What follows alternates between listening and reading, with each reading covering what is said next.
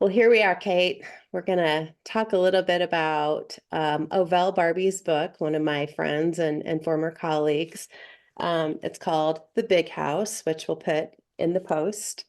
And in honor of Black History Month, Kate had a great idea that instead of us going back through history or us tapping into somebody we don't know, to instead read Ovell's book and pull lessons from his piece of work. So I just wanted to start, since I do have a little bit more context, and acknowledge that Ovell named the book The Big House, and he talks about having studied at University of Michigan, who named their football stadium, or they call it the Big House, and that has nothing to do with this.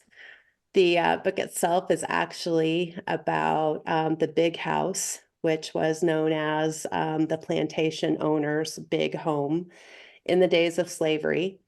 And he talks about how all of that connects to corporate America and makes the analogy that corporate America can be a lot like plantation, can be a lot like slavery. He also discusses, the Great Migration North. And I just wanted to comment that I was in Atlanta this past weekend, and it did strike me that on every radio station, they were talking about the history of the Great Migration. There were murals in many places, billboards, many places about Black history. And then I returned to Grand Rapids, Michigan, where I live, and Ovell does as well. And there's very little of that. And so just want to acknowledge that, sometimes our children and we, depending on where we live, have the benefit of hearing about components of history. And sometimes we just don't hear it. So many times, if we don't understand something or aren't aware of something, it just means we truly don't know what we don't know. And this topic of Black history and of race, prejudice, slavery is so uncomfortable, especially for someone like me who's white. Just want to acknowledge that we're here to explore. If we say something and it's not taken the right way by somebody listening, sincere apologies. There's no intent for malice at all. A little bit about Grand Rapids, Michigan. You might think of the state of Michigan as one that is much more blue. And on a whole, Michigan is due to the population epicenter of Detroit, but Detroit is on the east side of our state. In West Michigan, Northern Michigan, many of the rural areas, it's actually a very red area. So in his book, Ovell talks about growing up in the hood in Grand Rapids, Michigan. And I thought it was really interesting how he talked about some poetry from the 1800s that describe a mask that Black people, Black families have to learn to put on in order to just show up in daily life or in the daily workplace. And then just also thought a lot about his game. He talked about playing in the park and playing the dozens, where kids, get in groups and really make fun of each other and poke at each other.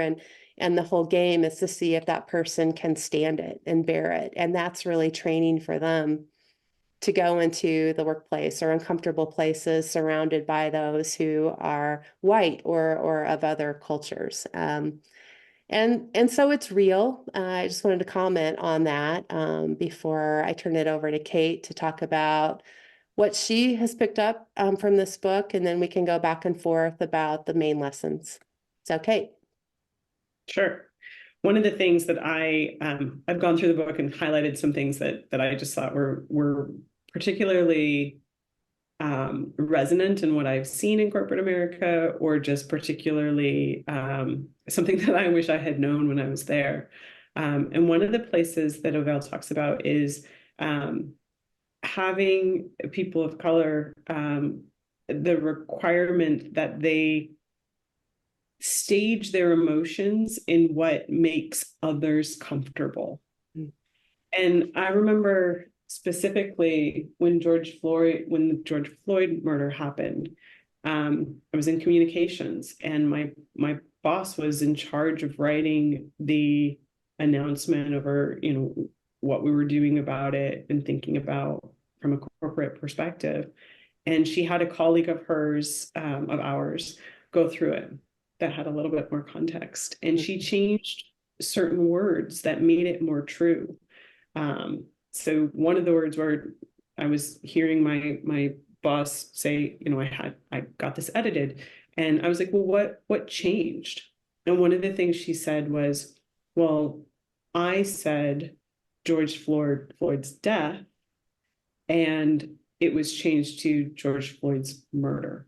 Mm-hmm. And just like that truth of, oh, yeah, words matter. And sometimes the degree that we feel comfortable using words, not just sometimes, it does matter, right? And so having to couch your words in a way that make your other counterpoints parts more comfortable is a lot of work.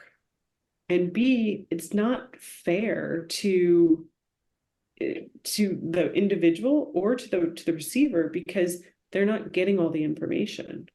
So what we can do as white people in the environment is to allow and to encourage that the extremity of the emotions, to not make it so that people have to make us comfortable.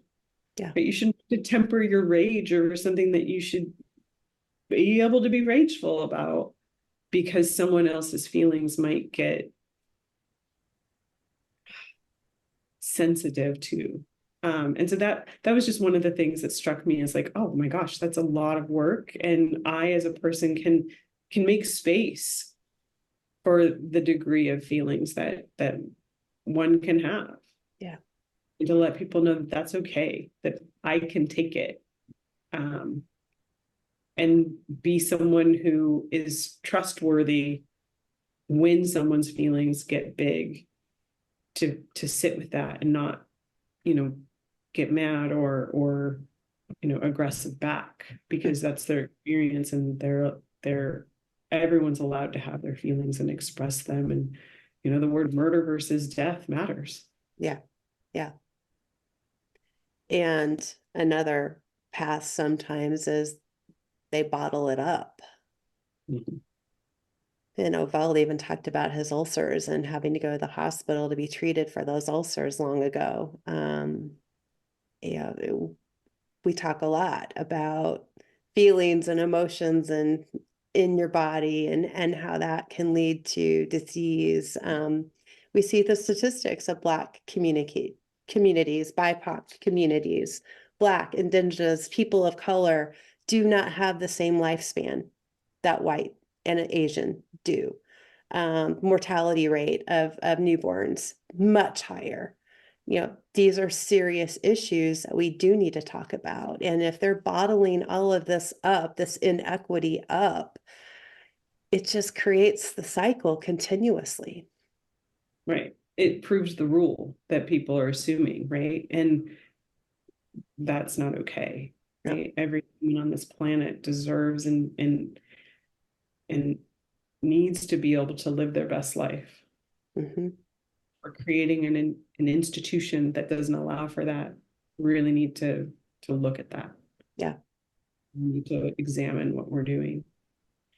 The other thing that I had to read it a couple of times, he talks about respectability politics. Have you ever been like privy to that word, No, respectability? it was a new term to me too.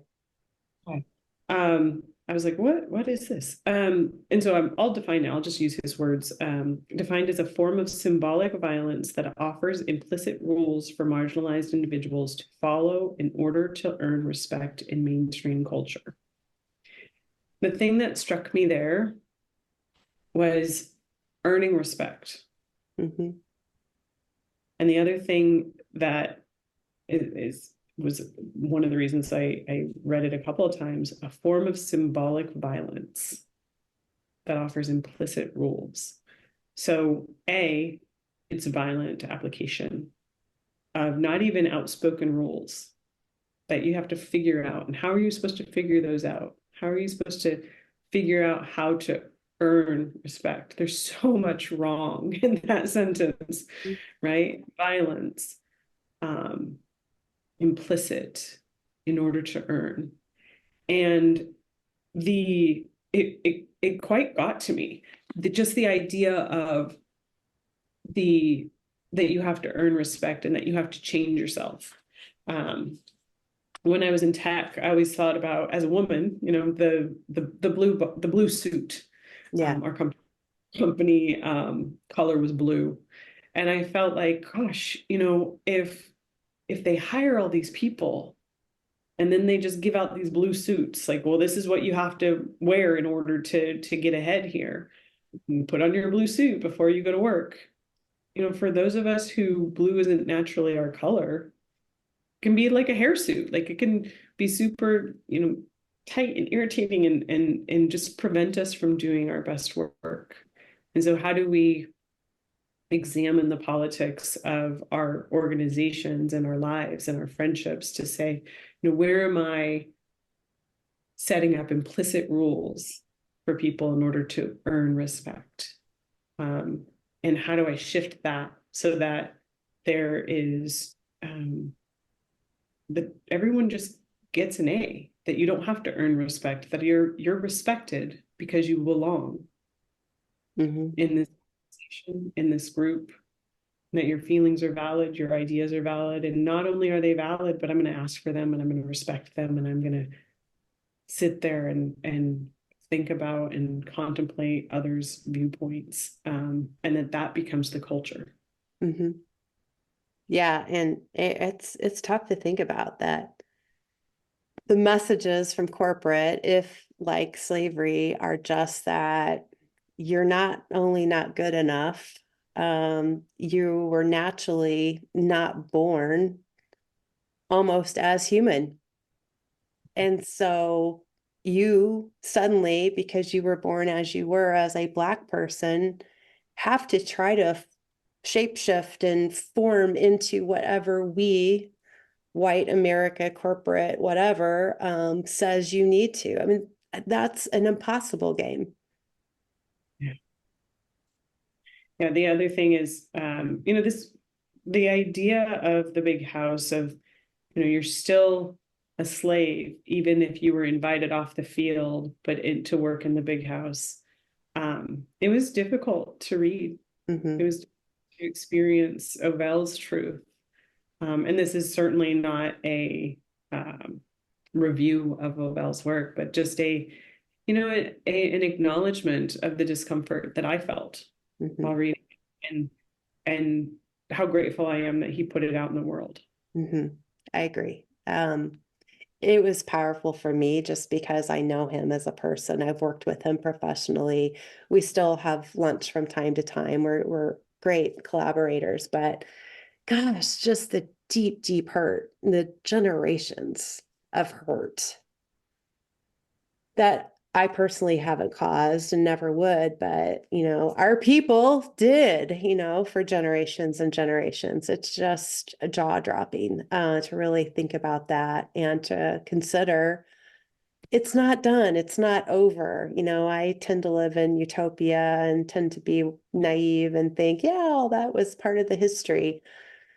But now I understand I don't even know all the history because we don't talk about that history where I live. And of course, my people, my community, my culture didn't go through all of that in that same way.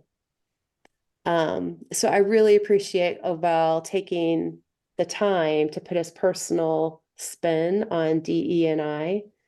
And of course, if we've been in corporate, we know about the benefits of diversity, equity, inclusion. We know about the benefits of hearing all and serving all. But to really get down to brass tacks, when he gives personal examples and lessons about using his voice professionally, but still using his voice, having strong boundaries about what he would accept and not, And I know that there was at least one example that's not in the book where he didn't accept something from the CEO of the company and, was able to educate in a very professional manner, but still, wow, what courage he's exhibited. I also loved he talked about using silence and the silent stare when someone does, even if unintentionally, ask something that is out of bounds or disrespectful about Black people, Black culture, Black history. And I can say I have seen that stare be used before, and it is quite powerful. So, I just want to remind us that, sometimes we can speak very eloquently and powerfully with just our body language or something of that nature. And then I really like, his discussion about if you're going to be intentional about changing the complexion of your leadership team or of your company at large, be proactive. Go to the colleges and the universities that are historically Black or historically minority oriented, and create training programs, create those bridges, create those internships to give those who have been less advantaged, disadvantaged, or minorities historically, some sort of leg up now in this corporate America. Create that pipeline, that Yeah. you don't don't go look around in a forest and be like, there's no buildings here. I guess there's no buildings, right? Go look for the buildings in the city. Go, go to where the best and the brightest are and seek really great candidates to make sure that your company is the most diverse, the most intelligent, the most emotionally intelligent, the most competitive that it can possibly be. Mm-hmm. Exactly. Well, it was a quick read, but very thorough, different perspectives. So I would highly recommend it for somebody who wants to learn even more. I think most everyone will pick up a few good lessons. I agree with that. Well, thank you, Kate. I appreciate you enjoying this with me and supporting Ovell. He has not only written this book, but he is now trying to be on the speaking tour. So he would love to educate others. It's great. I look forward to seeing him out there. Yeah. Thank you.